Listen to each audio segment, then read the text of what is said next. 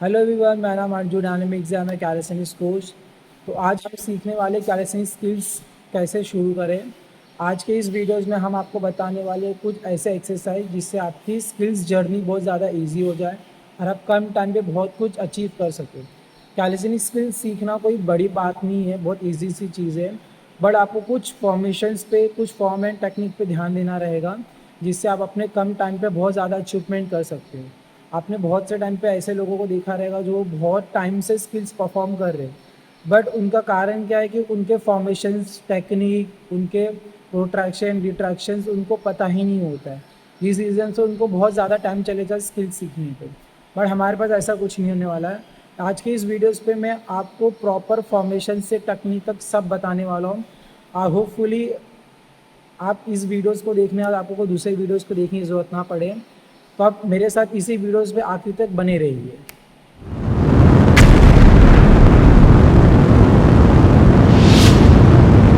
बार disc perform करते समय कभी भी आपको एक चीज़ का ध्यान देना है, आपका जो हाथ है वो प्रॉपर स्ट्रेट होना चाहिए। ओके। एंड सेकेंड चीज़, जब भी आप परफॉर्म करो आपके जो शोल्डर्स और अपर टिप रीजन है कंप्रेस नहीं होना चाहिए। कंप्रेस करने का रीज़न है आपके वर्टिकल बोन पे मसल्स पुल हो सकता है एंड आपके मसल्स के बीच में थोड़ा सा पिंच जैसे आपको फील होगा, तो वो चीज़ें नहीं होनी चाहिए। अगर आपको वो फील हो रहा तो इसका मतलब है कि आपका परफॉर्मेंस रॉन्ग है। जब भी परफॉर्म करो आपका जो शोल्डर्स है उसको कंप्रेस करना है एंड अपर बॉडी को पूरा स्ट्रेट रखना है। बॉडी को कभी भी ऐसा लाइटली कर्व भी नहीं रखना। कर्व रखने से आपका पूरा वेट आपके स्कैपुला बोन पे शिफ्ट होगा, जो रॉन्ग है। आप जब भी परफॉर्म करोगे एक चीज़ का आपको ध्यान देना है, आप स्ट्रेट अप गए एंड एल्बोज ड्रॉप, स्ट्रेट रहना है। बॉडी को ऐसा कर्व नहीं करना है, एकदम स्ट्रेट रखना है, सामने देखना है एंड होल्ड करना है। अगर आप इजीली 10 सेकेंड्स तक ये होल्ड कर सकते हो। Now you have to try to reputation. इसके अंदर आपको स्ट्रेट डाउन जाना है एंड स्ट्रेट अप, फिर स्ट्रेट डाउन जाना है, स्ट्रेट अप। ये चीज़ आपको हेल्प करेगी आपके मसल अप में, जिसके लिए मैंने वो थर्ड पार्ट में आपको बताया।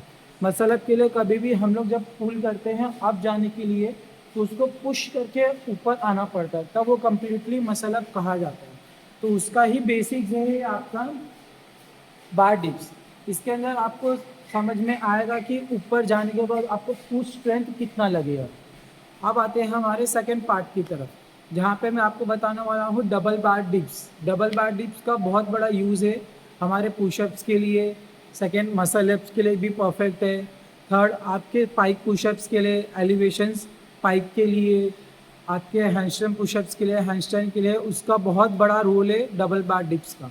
जब भी आप डबल बार डिप्स परफॉर्म करोगे आपको एक चीज़ का ध्यान देना है, आप ग्रिप जब कर रहे हो तो आपको लिफ्ट करते समय स्ट्रेट जाना है। बहुत से लोग का मिस्टेक्स होता है, वो अपने हाथ आगे रखेंगे, बॉडी को स्विंग करके लेके जाएंगे, तो इसमें आपको कभी भी कोर कंट्रोल नहीं मिलेगा। ऐसा क्या आपकी बॉडी कभी आगे की तरफ तो कभी बैक साइड फॉल करता है, तो वो चीज़ नहीं होना चाहिए। और आप कभी भी स्ट्रेट जंप करोगे तो उसके अंदर आपको एक प्लस पॉइंट रहेगा, आपका जो दोनों शोल्डर्स है और आपका जो दोनों हाथ है उसके ऊपर बॉडी इक्वली वेट डिवाइड होगा। अगर आप स्विंग करके जाओगे आपका बॉडी का वेट ट्रांसफर होने लगेगा, तो इसी रीजन से आप फॉल कर सकते हो, तो वो मिस्टेक्स नहीं होनी चाहिए। परफॉर्म करते समय कभी भी एक चीज़ का ध्यान देना है, आपका जो बार का लेवल है वो आपके उतने लेवल पे हो जितने पे आपको परफॉर्म करना ईजी हो। अगर आपका बार लेवल आपके लेवल से ज़्यादा है तो आप जंप करते समय भी प्रॉपर परफॉर्म नहीं कर पाओगे। तो एटलीस्ट ट्राई करना है, अगर आपके वेस्ट तक आपका बार लेवल नहीं हो तो एटलीस्ट आपके चेस्ट तक हो। बट चेस्ट तक के बार के यहाँ पे कब परफॉर्म करना है, जब आप इजीली, आपको पता आप में स्ट्रेंथ है, आप जंप करके अपने मसल कॉन्ट्रैक्शंस पे लिफ्ट कर सकते हो। आपको ये बार डिप्स होल्ड करना है। एंड सेकेंड चीज़, जब भी आप ये होल्ड करोगे एक चीज़ का ध्यान देना, लेग्स को कभी भी जॉइंट, कोर को इंगेज, शोल्डर को डिप्रेस नहीं रखना। प्रेस अप, रिपीजन को लॉक एंड होल्ड, इसमें आप इजीली होल्ड कर पा रहे हो। You have to try same reputations. जितना आप इजीली परफॉर्म करोगे उतना ही आप, बॉडी स्विंग नहीं होनी चाहिए। अगर स्विंग होगा वेट फिर से ट्रांसफर होगा और आप गिरोगे। Core engagement, lock and look forward. आपको नीचे भी नहीं देखना है, सामने देखना है, एंगेजमेंट करके रहना है, जिससे आपका होल्ड परफॉर्मेंस बहुत ज़्यादा इजी भी होगा और आपको बेटर भी लगेगा। हमारा फोर्थ एक्सरसाइज रहने वाला है पाइक पुशअप्स। अब बहुत से लोग को पाइप पुशअप्स में मिस्टेक्स ये होते हैं, जब भी वो परफॉर्म करते हैं वो स्ट्रेट डाउन जाते हैं, जो आपको स्ट्रेट डाउन नहीं जाना है। स्ट्रेट डाउन जाने से आपके सर्वाइकल में बहुत बड़ा प्रॉब्लम हो सकता है, आपको पेन होना चालू हो जाएगा। तो जब भी आप परफॉर्म करोगे आपको एक चीज़ का ध्यान देना है, आपका और शोल्डर के लेंथ के बीच में एक ट्रायंगल बनना चाहिए। जब ये प्रॉपर ट्रायंगल बनेगा तो इससे आपको आगे जाने को मिलेगा। एंड सेकेंड, आपने जो डबल बार डिप्स परफॉर्म किया था उसी फॉर्मेशंस में आपको डबल बार डिप्स के फॉर्मेशंस में आपके शोल्डर के ऊपर प्रॉपर प्रेशर आएगा, जिससे आप हैंडस्टैंड, पाइक प्रेस ये सब परफॉर्म करोगे तो आपको ईजी होगा। सबसे फर्स्ट जब भी आप परफॉर्म करोगे आपको एक चीज़ का ध्यान देना है, आपको परफॉर्म करते समय उतना ही पैर अंदर लेना है जितना आप कंफर्टेबल हो। बहुत से लोग ज़्यादा अंदर ले लेते हैं तो वो फॉर्मेशंस गलत हो जाता है। आपको पहले पैर का हाथ का लेंथ सही रखना है। सेकेंड, परफॉर्म करते समय कभी भी आपको स्ट्रेट डाउन नहीं जाना है। स्ट्रेट डाउन जाने से आपका एल्बोज भी टकआउट होगा, तो आपके बाइसेप्स एंड आपके शोल्डर वो इंगेजमेंट होगा ही नहीं। तो जब भी परफॉर्म करोगे आपको एक चीज़ का ध्यान देना है, ट्रायंगल बनना है, जैसे मैंने अभी बताया था। ये आपके दोनों हाथ है, legs down, straight front side, straight up, again straight front side, straight up. आप देख सकते हो मैं शोल्डर बहुत आगे है। तो ये फॉर्मेशंस में जब आप परफॉर्म करोगे तो आपको प्लस पॉइंट रहेगा। इसी फॉर्मेशन में आपका पाइक प्रेस आएगा, इसी फॉर्मेशन में आपको प्रो होल्ड आएगा, इसी फॉर्मेशन में आपका टक प्रेस आएगा। तो जब भी आप परफॉर्म करो हाथ को इक्वली सेम शोल्डर लेंथ आपको ट्रायंगल बनाना है। जो भी आपका हाथ का डिस्टेंस होगा उससे आपको थोड़ा सा आगे की तरफ जाना है, एक स्लाइड फॉर्मेशंस में, तो आपका वो परफॉर्मेंस और ज़्यादा इजी हो जाएगा आपके लिए। हमारा फिफ्थ एक्सरसाइज होने वाला है हैंडस्टैंड, वॉल हैंडस्टैंड। बहुत से लोग का वॉल हैंडस्टैंड में मिस्टेक्स ये होता है कि उनका जो कोर का वेट है वो अपने रेक्टिकल स्पिनर और स्पाइन पॉइंट के ऊपर शिफ्ट कर देती है, जिस रीज़न से उनको बैलेंस करने में बहुत ज़्यादा प्रॉब्लम होता है। तो आज हम आपको बताने वाले प्रॉपर हैंडस्टैंड वॉल पे कैसा परफॉर्म किया जाता है। तो जब भी आप हैंडस्टैंड वॉल पे परफॉर्म करोगे आपको एक चीज़ का ध्यान देना है, आपको पहले उतना आगे हाथ रखना है जितना आगे आप अपने बॉडी को कंट्रोल करके अंदर लेके जा सकते हैं। लेग स्ट्रेट अप होगा, कोर को टक आउट रखना है, एक्टिकल स्पिनर को डाउन नहीं रखना है, आप रखना है एंड होल्ड करना है, बैलेंस करना है। जितना ज़्यादा बैलेंस करोगे उतना आपके लिए ज़्यादा बेटर होगा। परफॉर्म करते समय एक चीज़ का ध्यान देना है, स्टार्टिंग बेसिक्स आपको वॉल से थोड़ा दूर रहना है, जिसमें आपको परफॉर्म करते समय पहले बैलेंस मिले। और जैसे जैसे आप इसको मास्टर करते जाओगे होल्ड टाइमिंग बढ़ते जाएगा। आपको ट्राई करना है कि पूरा वॉल की तरफ स्टिक हो जाओ। जब भी आप परफॉर्म करते समय पूरे वॉल की तरफ स्टिक हो जाओगे आपका फिंगर पे एंड कोर पे बहुत ज़्यादा इम्पैक्ट आएगा। तो आपको ये रखना है, इसके अंदर भी कोर को पूरा टच करके वॉल को नहीं रखना है। Core engagement and down and hold इतने पे रखना है। कभी भी बैलेंस करोगे आपको इजीली बन जाएगा स्ट्रेट एंड बैलेंस। ओके, तो जब भी आप परफॉर्म करोगे आपको एक चीज़ का ध्यान देना है, होल्ड के टाइमिंग पे पूरा फोकस और आपका जो नेक है आपके हाथ की तरफ होना चाहिए। आपको इनसाइड नहीं करना, अगर आप इनसाइड करोगे आपको प्रॉपर बैलेंस नहीं मिलेगा। आप परफॉर्म करते समय हाथ को इस तरीके से रखते समय एक चीज़ का ध्यान देना है, आपको रिट्रैक्शंस पे बहुत ध्यान देना है। बहुत से लोग क्या करते हैं ड्रॉप करके कंप्रेस में छोड़ देते, तो आपको वैसी मिस्टेक्स नहीं करनी है। परफॉर्म करते समय पूरे ग्राउंड को प्रेस करो इस तरीके से, तो ही आपको होल्ड करते समय प्रॉपर इंगेजमेंट कोर कंट्रोल मिलेगा। ओके, हमारा 6 एक्सरसाइज होने वाला है पाइक एलिवेशंस। पाइक एलिवेशंस उनके लिए रहेगा जिनको हैंडस्टैंड परफॉर्म करना नहीं आता या स्टार्टिंग में उनको बहुत ज़्यादा टफ पड़ रहा है, तो आप पाइक प्रेस से भी स्टार्ट कर सकते हो। पाइक प्रेस बहुत ज़्यादा ईजी है, जैसे आपने पाइक होल्ड किया था ग्राउंड पे पाइक पुशअप्स के लिए, वैसे ही आपको पाइक प्रेस करना है। बस उसमें डिफरेंट क्या होगा, आपका जो पैर है वो एलिवेट हो जाएगा, ऊपर हो जाएगा। जब भी आप पाइक प्रेस करोगे आपको एक चीज़ का ध्यान देना है, आपका जो हाथ का लेंथ है वो नॉर्मली स्ट्रेट होना चाहिए, आपको आगे नहीं रखना। अगर आप आगे रखोगे तो वो एलिवेशन पुशअप्स की जैसा होगा। तो आपको कभी भी हिप को पिंच करना है और प्रॉपर एल फॉर्म बनना चाहिए। जब आपका एल फॉर्म बनेगा ये होल्ड रहेगा, इसमें परफॉर्म करना आपको ज़्यादा इजी होगा। और सेकेंड, इसमें आपको कोर इंगेजमेंट भी अच्छा मिलेगा। तो जब भी आप परफॉर्म करो आपको एक चीज़ का ध्यान देना है, परफॉर्मेंस के टाइम पे आपका जो फिंगर्स है क्लोज नहीं होना चाहिए। अगर क्लोज होगा तो आपका पूरा वेट फिंगर्स की जगह पे पाम पे जाएगा, तो आप कंट्रोल नहीं कर पाओगे। तो कभी भी परफॉर्म करो तो ट्राई करो आपका जो फिंगर है पूरा ओपन होना चाहिए, कि जिससे आपको प्रॉपर एक ग्रिप मिले ग्राउंड पे, तो आप इजीली परफॉर्म कर सकते हो इसमें। हमारा 7 एक्सरसाइज होने वाला है बार टू टो टच। बार टू टो टच में आपको कभी भी ध्यान देना है, हम जो लेग रेजिस परफॉर्म करते हैं हैंगिंग में, उसी फॉर्मेशंस में आपको थोड़ा और 45 डिग्री ऊपर लेके बार को टच करता है। जब भी आप ये परफॉर्म करोगे आपका हैंगिंग पोस्चर में बॉडी को डेड नहीं रखना है, इंगेजमेंट प्रोट्रैक्शंस फॉर्मेशन में थोड़ा सा रखना है। और इसके अंदर कभी भी आपको एक चीज़ का ये ध्यान देना है, आप जब परफॉर्म करो तो कोर को कभी भी लाइटली पैल्विक को कर्व रखना है। अभी बहुत से लोग क्या करते हैं स्ट्रेट रखते हैं, तो जिस रीज़न से वो जब डाउन जाते तो बॉडी ज़्यादा स्विंग करता है, तो वो चीज़ ना हो इस रीज़न से आप अपने कोर को थोड़ा सा इंगेज करके रखेंगे, जिससे आपको एक कंट्रोल मिले नीचे आने के लिए, आपका परफॉर्मेंस भी अच्छा हो और आपको स्विंग ना मिले। बार टू टो टच का ये एक बेनिफिट है कि आप जो ग्राउंड पे लेग रेजिस और बाकी सब एक्सरसाइज परफॉर्म कर रहे हो उससे ज़्यादा 1.4% ज़्यादा आपको प्रेशर देगा इसके अंदर। इसके अंदर आपका ग्रिप स्ट्रेंथ भी बढ़ेगा, इसके अंदर आपका हैंगिंग स्ट्रेंथ भी अच्छी होगी, इसके अंदर आपका पुल स्ट्रेंथ भी बढ़ेगा एंड सेकंड इसके अंदर आपका कोर इंगेजमेंट और कंट्रोल भी दोनों आपको मिलेगा। तो जब भी आप परफॉर्म करोगे आपको एक चीज़ का ध्यान देना है, आपने प्रॉपर हैंग किया, engagement, leg straight, to touch, slowly down, इसमें एक कंट्रोल मिला मुझे, ठीक है। फिर same performance, straight up, slowly down, ये कंट्रोल है।